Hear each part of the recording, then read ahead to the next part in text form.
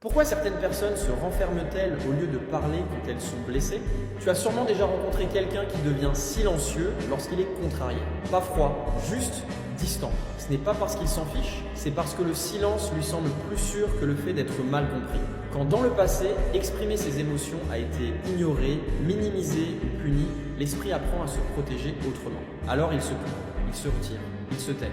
Ça s'appelle le retrait émotionnel. Ces personnes ne manquent pas de mots. Au contraire, elles rejouent la scène dans leur tête, elles imaginent quoi dire, mais au moment d'ouvrir la bouche, plus rien.